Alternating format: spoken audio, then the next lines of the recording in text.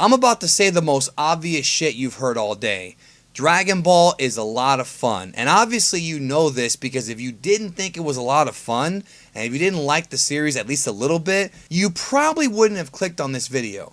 And sometimes Dragon Ball, and specifically Goku in the series, does things that are kind of mind-boggling and does things that really don't make a lot of sense. So on this video, I wanted to take some time to look at some of Goku's more, I guess the best word to use is ridiculous feats throughout all of Dragon Ball, into Z and even into Dragon Ball Super. So let's have some fun together looking back at some of the crazy shit that Goku's done throughout the years.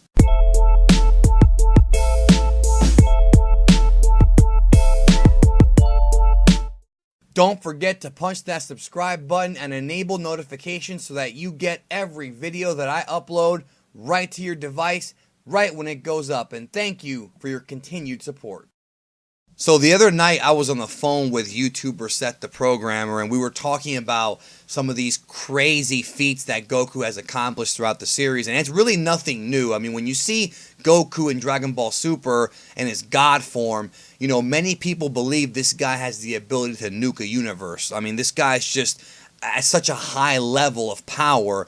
But even at the beginning of Dragon Ball, if you go all the way back to the beginning of the series, he's always done some stuff that's just mind-boggling. And of course, the first one I want to talk about is a manga exclusive one, which is when Goku broke the manga panel. Now, obviously, this is just a gag, and a lot of these that we're going to talk about are gags, but to me, it's still a pretty damn incredible feat that he was able to crack the manga panel. But moving forward in the series, the first one that we kind of see that's just crazy is Goku in both the anime and the manga. Way back when he was Kid Goku, before Super Saiyan transformations, before training with gods, before any of that stuff, Goku with the power pole, with the Nyoibo, was able to take the Rabbit Gang in Dragon Ball Episode 9 from Earth to the moon in minutes and come back. Now, if you were to take the actual distance in between the Earth and the moon, that's 238,900 miles. So Goku was able to travel 238,900 miles with the pole, which is actually kind of a huge, I would say, plot hole, even though it's a gag, because it took Goku longer to climb to Kami's palace with the same pole, but somehow he was able to go to the moon with the Rabbit Gang this quickly. Now, obviously you can sit there and say, well, in the Dragon Ball world, maybe the moon is not as far from the Earth as in our world, but there's no real evidence to support that. And plus,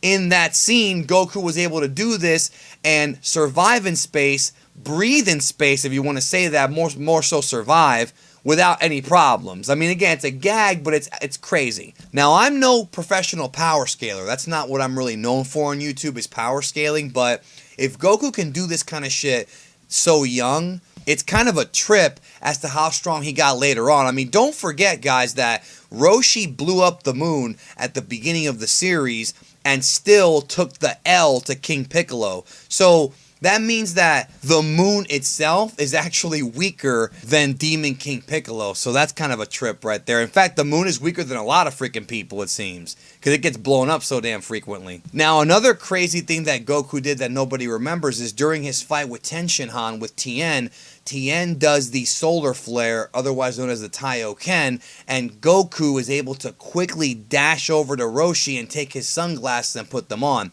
A lot of people have suspected that this is the moment when Goku proved he could move faster than the speed of light. Now, that's up for debate because the technique is not actually the speed of light at the point of execution, or at least prior to, but it's still pretty impressive that Goku was able to move so fast. Maybe he had his eyes closed, who knows, but it's still very impressive that he was able to do that. Now, not to mention another crazy one is in the anime, Goku, when he was training with Kami, is learning to dodge lightning. Now, you may be wondering, how fast is lightning? Well, lightning travels around 220,000 miles per hour, which is about 3,700 miles per second. So what that means is that Goku is able to move faster than 4,000 miles a second once he learns how to dodge lightning. So why the fuck did it take Goku so long to reach the end of Snake Way? Again, it's one of those things where Dragon Ball's goofy, you really can't overthink it,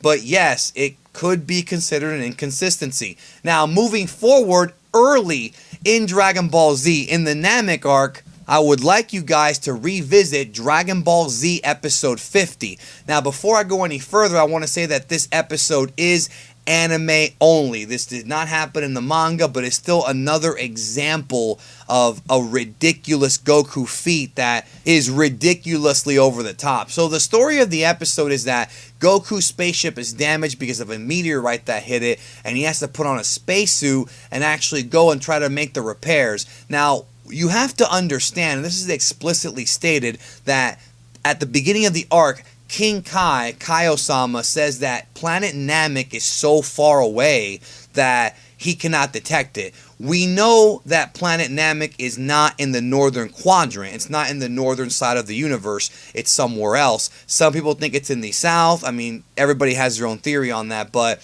still, it's very far away. And the way that Dr. Briefs had redesigned Goku's ship, he would be able to get to Namek in 6 days. Now, you have to understand that in order for a ship to get from one side of the universe to another, and we do know for a fact that the Dragon Ball universe is a macroverse. It's gigantic. It's humongous. This is not like a smaller universe.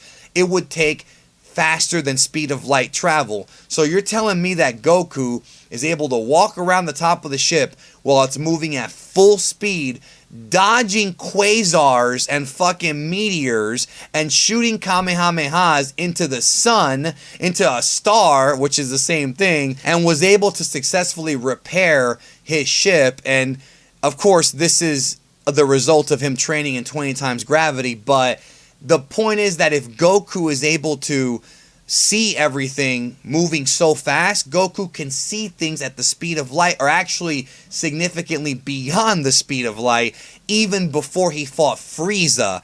But yet, there's an inconsistency, because when Goku fights Frieza, Kaio says he can't sense them fighting because of how fast they're moving. So that means that Goku and Frieza's fight was literally way beyond the speed of light. So those of you out there who are wondering, well, the 5-minute thing doesn't make any sense, and it really doesn't.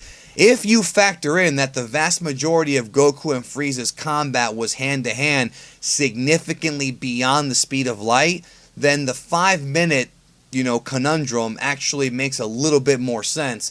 But it still doesn't, because they took a lot of pauses to talk, and obviously in the manga it's a lot shorter, but these guys are fighting very fast, and the way it's portrayed in the anime, of course, is, slowed down for the viewer. It's more of a perspective type thing, which is why when you see Gotenks fighting Buu later on in the series, the 30-minute fusion seems to be a lot longer when you watch it based on the time of the episodes, but what they're doing is they're slowing down the fight for us to see, which works for some shots, but really does not work for others. It's just another, inconsistency. But as we go deeper into the series, and even into like GT and Super, and I don't want to hear about GT being canon or non-canon. That's besides the point of this video. We're talking about just crazy Goku feats, and when you get to this part of the series, they get crazier and crazier. For example, don't forget that GT Goku, when he got stuck in the Sugoroku space dimension,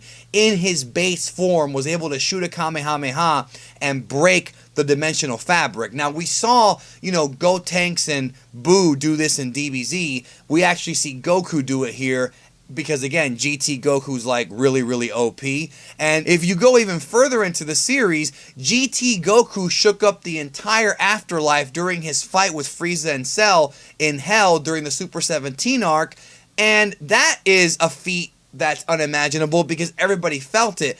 But Goku did do something very similar in the Fusion Reborn movie when he powered up to SS3. Now, when we go to Dragon Ball Super, things just get wackier and wackier. So, not only was Goku able to surpass the Tokitobashi during the Universe 6 tournament and actually somehow move faster than the time skip by anticipating the moves, in His second fight with Hit, Goku took it to a new level as he was able to actually break Hit's concentration and break his connection to the parallel worlds that he uses to travel through time.